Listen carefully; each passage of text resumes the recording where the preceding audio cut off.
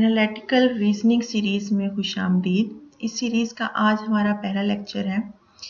Analytical reasoning के question mostly बहुत ज़्यादा जो यूनिवर्सिटी के एडमिशन होते हैं उसमें क्वेश्चन आते हैं। आपके गैट जनरल में इनके क्वेश्चन होते हैं, गैट सब्जेक्ट में होते हैं, सीएसएस में होते हैं और मुकाबले के इम्तिहान में बहुत ज़्यादा ये क्वेश्चन आते हैं। तो बहुत से स्टूडेंट्स जो हैं वो इसे बहुत ट्रिकी समझते हैं और इन्हीं की वजह से बहुत अच्छे स्कोर करने में वो कामयाब नहीं होते। तो इस लेक्चर में हम देखेंगे कुछ रूल्स को। अगर आप उन रूल्स को थोड़ा सा आप देख लें और उसके मुताबिक आप क्वेश्चन सॉल्व करें तो 100% आपका क्वेश्चन जो है वो उसका आंसर ठीक होगा। चलिए स्टार्ट करते हैं। सबसे पहले हम देखेंगे कि एनालिटिकल रीजनिंग होती क्या है।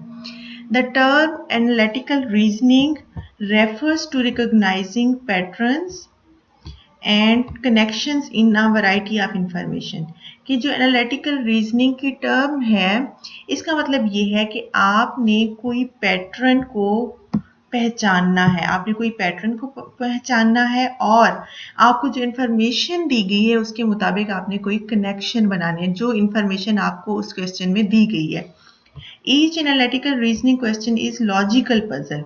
हर जो analytical reasoning का question होता है वो एक puzzle की तरह होता है। Based on a given set of condition। आपको कुछ condition दी जाती हैं, उन्हीं के मुताबिक आपको उस puzzle को solve करना होता है। Analytical reasoning test measures candidates' ability to analyze and to draw result from a complex situation by applying logic।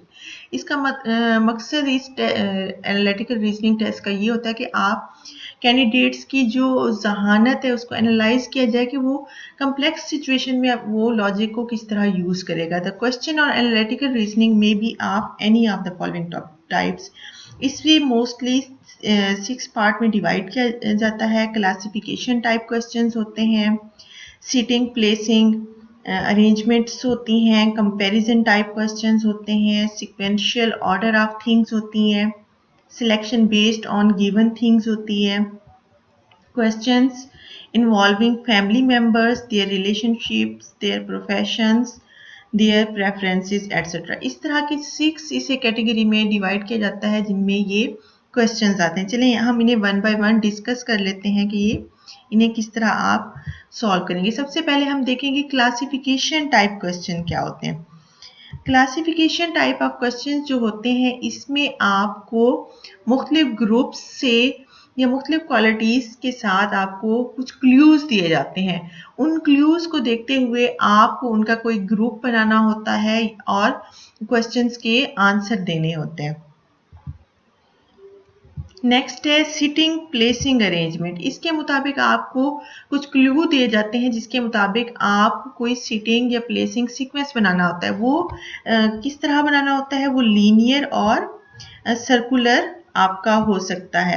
और वो किसका हो सकता है, किसी हो सकता है कोई लोग हों या कोई चीज़ें दी जाएं। लोगों के बिठाने की आपको कोई पोजीशन बता दी जाएगी और या कुछ चीज़ों को रखने की पोजीशन होगी। The candidate is required to form the proper sequence. Candidate को क्या करना होगा, उनका कोई प्रॉपर सीक्वेंस बनाना होगा जो आपको क्वेश्चन दिए जाएंगे उनके मुताबिक। नेक्स्ट है कंपैरिजन टाइप क्वेश्चंस। इसमें आप इन टाइप के क्वेश्चन में भी आपको क्लू ही दिए जाएंगे कंपैरिजन करते हुए मुख्तलिफ लोगों की क्वालिटीज़ को या कोई चीज़ें दी जाएंगी उनके मुताबिक। और वो कैंडिडेट क्या करेगा, उन्हें एनालाइज करेगा पूरी इंफॉर्मेशन को और वो उन्हें किसी सीक्वेंस में बनाएगा। वो सीक्वेंस क्या हो सकता है, असेंडिंग ऑर्डर भी हो सकता है, डिसेंडिंग ऑर्डर भी हो सकता है और क्वेश्चन के आंसर देने होते हैं। जैसे हो सकता है कि वो आपको कहें कि ये मुख्तलिफ बुक्स आपके पास हैं तो उन्हें आप प्रॉपर सीक्वेंस में रखें। वो असेंडिंग और डिसेंडिंग किस तरह किसी भी सीक्वेंस में हो सकता है और वो उसके मुताबिक जो क्वेश्चन होगा उसके मुताबिक आपको उसे सॉल्व करना पड़ेगा। सिक्वेंशियल ऑर्डर ऑफ थिंग्स, इसमें भी आपको इस तरह चीज़ों को किसी तरतीब में रखना होगा। वो आपको उन्हें किसी राइट सीक्वेंस में रख के फिर आपको क्वेश्चन के आंसर देने होंगे। Blood relations with their relationships and professions. इसमें इस क्वेश्चन में लोगों के अपने फैमिली मेंबर्स के साथ या उनके प्रोफेशंस के लिहाज से आपको कुछ क्लू दिए जाएंगे और आपको उनके रिलेशनशिप बनाने होंगे। For solving this type of question where person engaged in different professions, हो सकता है वो डिफरेंट प्रोफेशंस में हो, and they are also relative to one another, in which some clues are also given regarding relationship among different members of a family and their professions, qualities, dresses, preferences, कि इसमें आपको family members के मुख्तलिफ profession भी बता सकते हैं, उनकी क्वालिटीज़ भी, उनके ड्रेसेस और प्रेफरेंस की बुनियाद पे आपको उस पजल को सॉल्व करना होगा। On the basis of given information students are advised to draw a family tree of the generations and analyze the whole information and then answer the questions accordingly, और उसी के मुताबिक उन्हें आंसर के question के answer देने होंगे। General rules हैं इसके। एनालिटिकल रीजनिंग ये ट्रिकी नहीं है, इसके कुछ रूल हैं, अगर आप उन्हें ही फॉलो करेंगे तो आपका क्वेश्चन का आंसर 100% ठीक होगा। उन रूल्स को हम वन बाय वन हम डिस्कस कर लेते हैं। सबसे पहला नंबर 1 पे रूल है, रीड द पैसेज केयरफुली। आपको जो क्वेश्चन दिया गया है आपने सबसे पहले उसे बहुत केयरफुली उसे रीड करना है और उसके अंदर जितने रिलेशनशिप हैं उनकी एग्जैक्ट नेचर को डिटरमाइन करना है।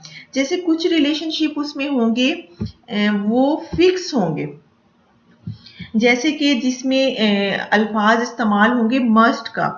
जैसे कोई क्वेश्चन है कि P and R must always work on the same project, तो इसमें उन्होंने रिलेशनशिप को फिक्स कर दिया है कि पी और आर जो है वो हमेशा एक ही प्रोजेक्ट पे काम करेंगे।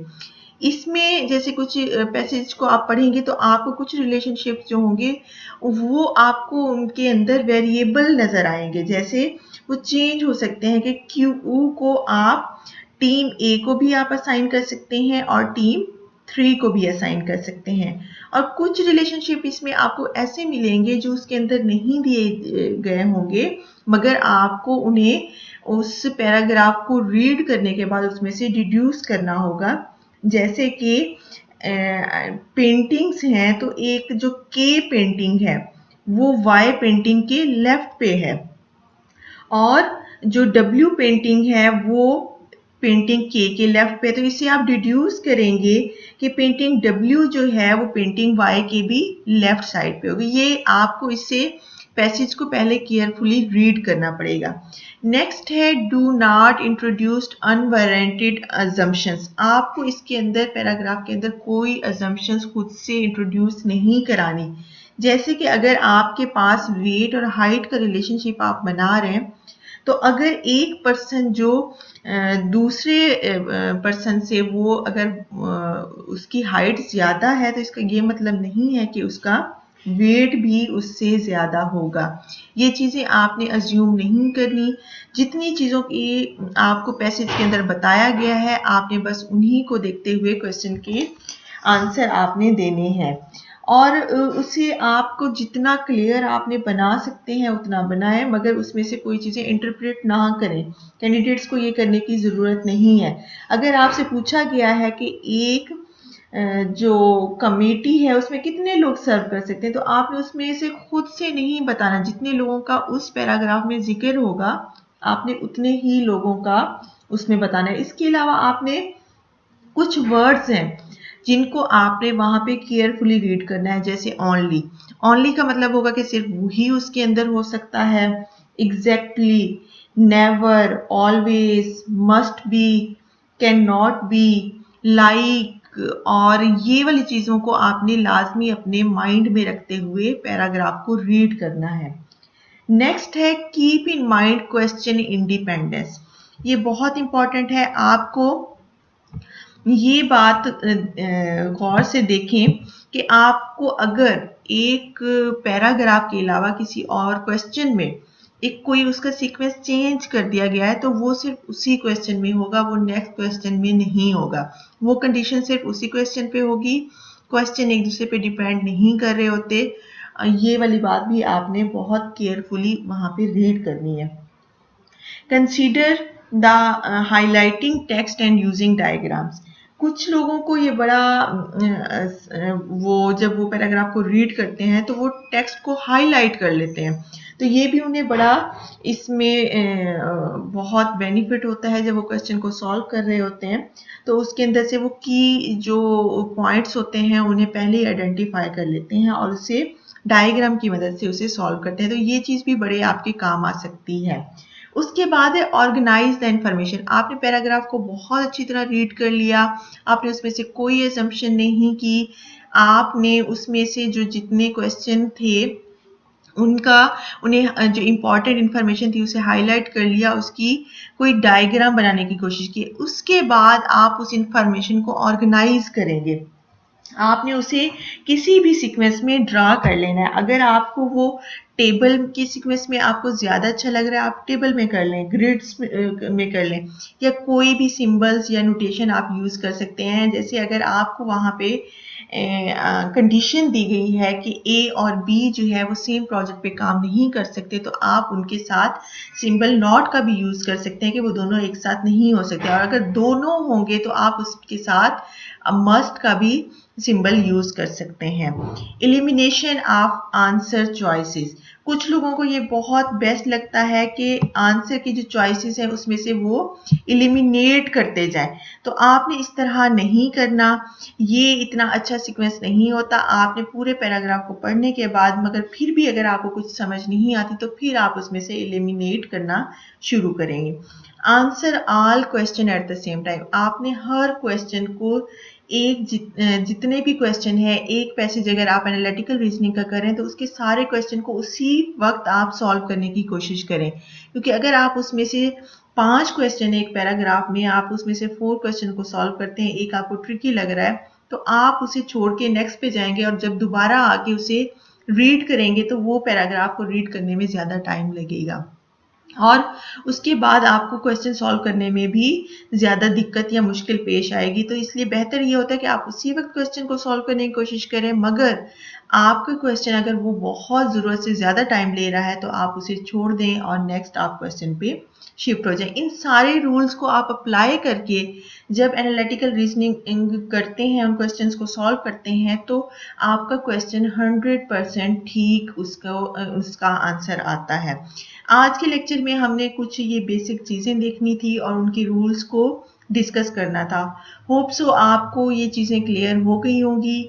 नेक्स्ट इसका जो लेक्चर है उसमें हम प्रॉब्लम्स को सॉल्व करके देखेंगे।